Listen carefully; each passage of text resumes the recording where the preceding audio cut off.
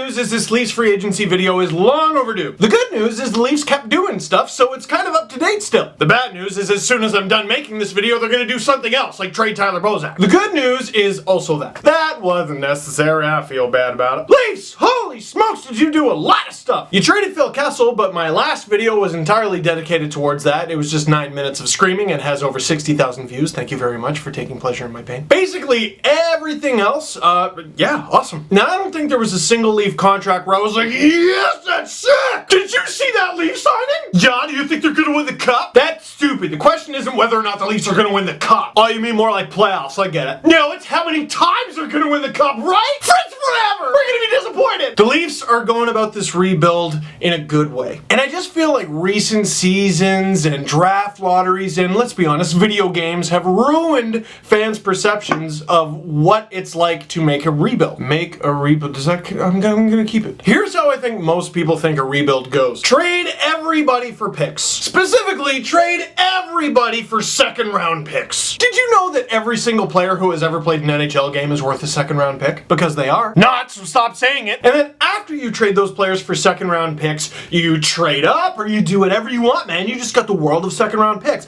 More importantly, you sucked because you traded all those players, so you get the first overall pick. Austin Matthews, what up? And then you're great. But there's so much more to it. You're looking at an NHL rebuild like an underpants gnome. Phase 1 is collect draft picks. Phase 2...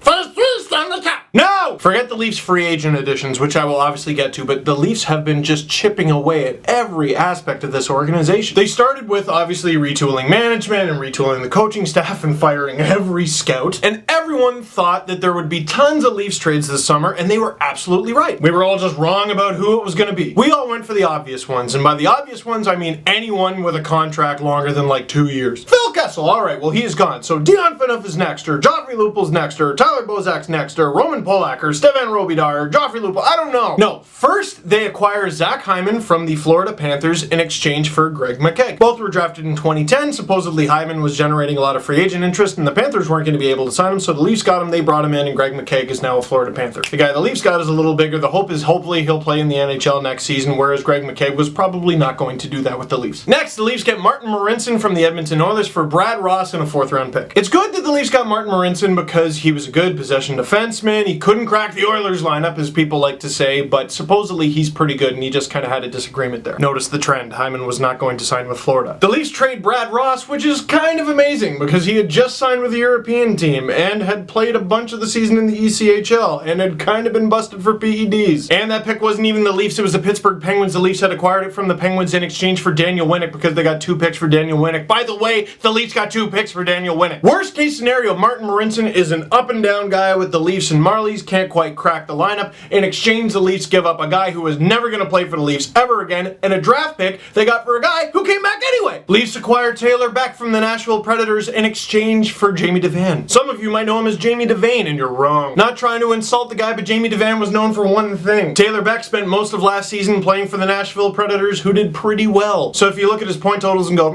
those are kind of low. Yeah, he played on the Predators, man. And, ooh, the trend. The Predators couldn't get a deal done with him. Leafs get a guy who will probably play in the NHL for them next season for someone who probably wasn't going to. Are those trades that are going to make you into a Stanley Cup contender? No. But did they win those trades? Probably, yeah. Well, that's the point. Remember, kids, there was no such thing as a small trade. It's amazing because so many people will go, it was a nothing trade. And then in the next conversation, face-offs are so key and you got to win every battle chipping away in the corners. That's how you win a cup. Well, you know how you win face-offs and puck battles in the corner? You win trades! Now, without going into dollar amount specifics, because that'll just take way too much time, I agree with every free agent signing the Leafs made this offseason, which is a rarity. I don't know if that's ever happened. That's not true. It happened when I was much younger. Like, they can't make a bad decision, man. Go Leafs. Jeff Finger, freaking all-star. So I made a little note on my fancy computer machine of every contract the Leafs have either acquired or signed since the Nathan Horton deal. I'm gonna go through them all. Might take a while, but you'll notice a trend. Nathan Horton, Eric Brewer, Joachim Lindstrom, Sam Carrick, TJ Brennan, Andreas Johnson, Nikita Soshnikov, Casey Bailey, Zach Hyman, Tim Erickson, Petter Gramber, Richard Pontick, Scott Harrington, Nick Spaulding, Kasperi Kapanen, P.A. Parento, Daniel Winnick, Mark Argabella, Matt Hunwick, Brian Freese, Nazem Kadri, Sean Mathias, Martin Marinson, and Taylor Beck. Once again, those are contracts either acquired or signed by the Toronto Maple Leafs since the Nathan Horton deal. Now, I don't know if you were keeping count, but I counted 27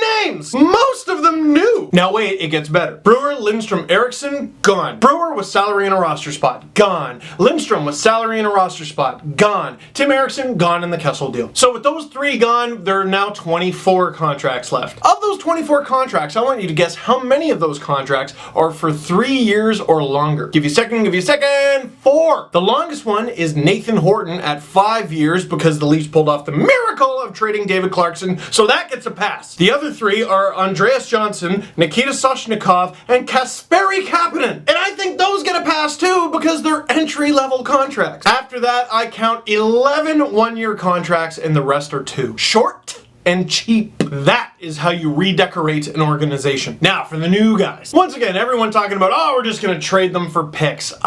Yeah, probably. But don't automatically assume that trading a free agent that you got on a short, cheap contract for a draft pick is the best outcome. I mean, if P.A. Parento goes out and has an amazing season and you can get a second for him, hell, even a first-round pick, yeah, that's good. In fact, Parento is the oldest of that little bunch that I just mentioned. He's playing to prove something. He would probably like to go to a contender after having a nice season. In his words, on a team with a coach that actually wants him. And maybe similarly a guy like Matt Hunwick, but you got him for 2 years, why not use him? But a guy like Daniel Winnick who you signed for 2 years. Now I'm very hesitant to get sucked into the whole work ethic narrative, but damn it, on a team that didn't try last year, Daniel Winnick tried. I wouldn't mind that being around the team, and I'm sure Mike Babcock wouldn't mind it either. But more specifically, guys like Sean Mathias, which was a great pickup, and Mark Arcabello, which was a great pickup, if those guys really succeed and kick ass, wouldn't it be nice to keep them? I mean, we lose sight of this as Leaf fans because they've sucked for so long, but when you sign a free agent, the goal is for them to be good and then stay a Leaf. I mean, Nazem Kadri signed a 1-year deal with the team.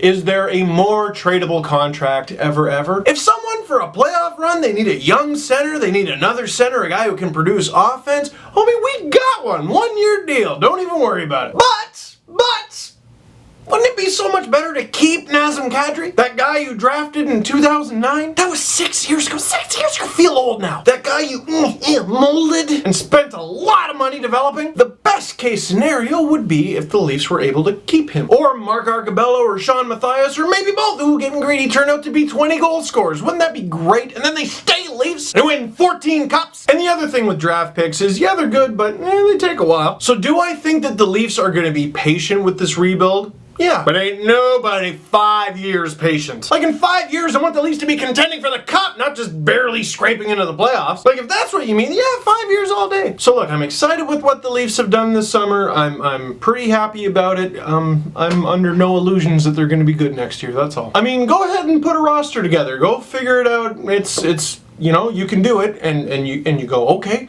I think I know what the defensive pairings are going to be, and okay, that's whatever, and let's assume Bernier's going to be back, okay, and now let's go line 4, all right, line 4, okay, whatever, line 3, that's not looking so bad, okay, line 2, I can put up with line 1, oh dear. Like without Phil Kessel's name there, it really does feel like it's lacking something, doesn't it?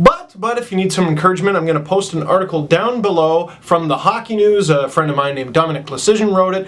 Wins above replacement. You may know that stat from baseball. Well, there's a hockey equivalent. And there were 4 categories that involved cutting and adding salary and adding and losing wins. You'll be happy to know that the Leafs were in a category where they cut salary and added wins. That, my friend, is win-win. Does that mean they'll be good? No. But all I'm asking for this season is being watchable. But one more thing. I got a tweet today saying, for how bad the Leafs look on paper, they really don't have a whole lot of cap space, and the exact number, according to General Fanager, is $6,660,001. $1. I don't know how that got there. Oh, that old guy? And then you got to take into account that Jonathan Bernier needs to get paid, so that number is going to be a lot less, probably around 2.5-ish, and that would be pretty bad.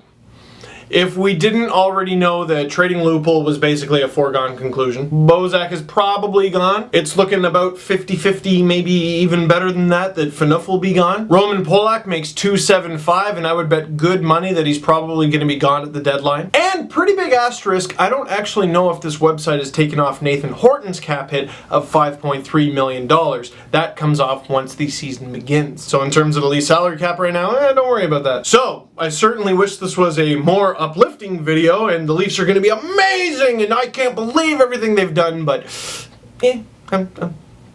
that's how I feel, just happy. How do you feel? Are you more excited than me? Are you less excited than me? What's the matter? What do you think is still to come this summer? Do you think the Leafs could potentially be world beaters and make the playoffs? Do you think they're even worse off than before? Do you think a hot dog is a sandwich? Well, just let me know what you think. It's a comment box. You can put whatever you want. Just draw a picture of a cat making a pizza, and I'll just look at the comments and be like, oh, I just did this long video and edited it, and that's what it amounted to. Good. Let me know. If you have made it this far, thank you very much for watching. Click like if you like this video. Click subscribe if you really like to. Tell all your friends. And brand new Panago Pizza Steve Dangle podcast coming this Wednesday. That is July 15th, 2015. We are going to have Justin Bourne on. He writes for The Score, one of my favorite people out there in the hockey sphere, and he actually used to play professional hockey, which is more than I can say. He played against or with, or I don't remember, the actual James Reimer. So you listen for that.